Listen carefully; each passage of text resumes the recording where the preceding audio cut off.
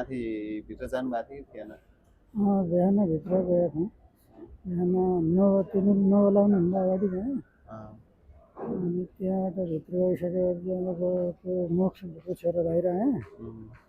बाहिर आइकन बसेको थिएँ। त्योभन्दा पछि बोलायो। त्योभन्दा पछि औषधि ल्याउन पठायो। त्यहाँबाट कहाँ कोही त खुन चेक गराउन, कोही त कोही त्यो औषधि ल्याउन, कोही त कोही त्यहाँबाट छाप लगाएर औषधि ल्यायो, कोही त कोही यहाँबाट ल्यायो, कोही त बाहिरबाट ल्यायो।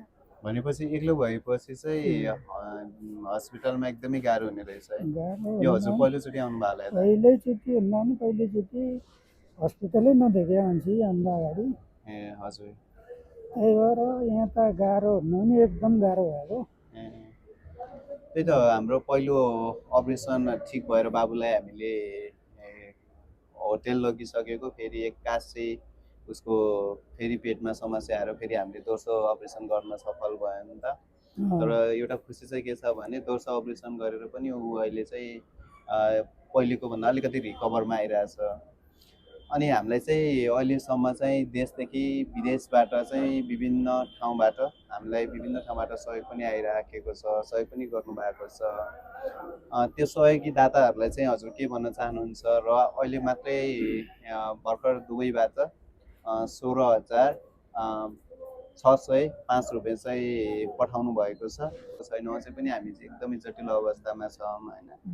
त्यसले गर्दाखेरि चाहिँ अहिले जुन जुन ठाउँबाट जसरी सहयोग गर्नुभएको छ उहाँ सबै सहयोगी मनहरूलाई चाहिँ हामी एकदमै धेरै धेरै धन्यवाद दिन चाहन्छौँ।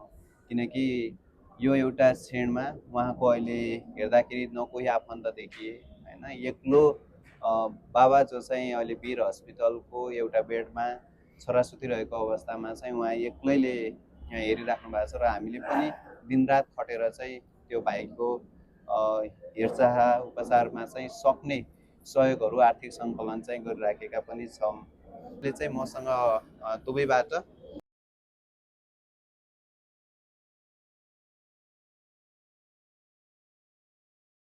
16,605 रुपियाँ चाहिँ यो दुबईबाट पठाएको पैसा हो भने, र अरू पैसा चाहिँ हामीले चाहिँ यो इन्डियाबाट आएको पैसा चाहिँ हामी पछि चेक काटेर हजुरलाई यसरी नै क्यास नै दिन्छौँ। अनि त्यसबाट चाहिँ अब बाबुको उपचारको लागि चाहिँ कति सकिन्छ हामी अझै पनि आर्थिक सङ्कलनमै लाग्छौँ। धन्यवाद। अब यो हजुरले सबैले गरेको उसमा यसलाई सन्तोष यसले घर जान पाओस् भन्ने आग्रह गर्दै मुरी धन्यवाद दिन्छु।